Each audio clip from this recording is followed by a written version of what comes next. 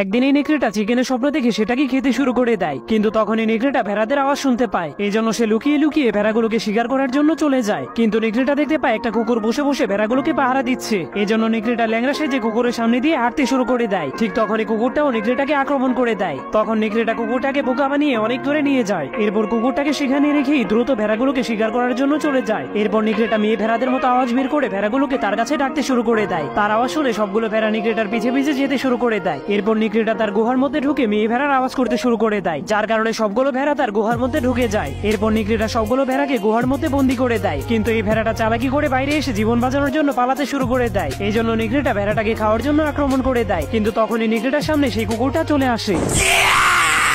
এবার নেকড়েটা ভয় পেয়ে সেখান থেকে পালাতে শুরু করে দেয়। তখন কুকুরটাও নেকড়েটাকে ধরার জন্য পাহাড়ের উপর দিয়ে দৌড়াতে শুরু করে দেয়। ঠিক তখনই সেই পাহাড়টা ভেঙে নেকড়েটার উপরে পড়ে যায়, যার কারণে নেকড়েটা সেখানেই মরে যায়। যাওয়ার আগে ভিডিওটাকে লাইক করতে ভুলবেন না।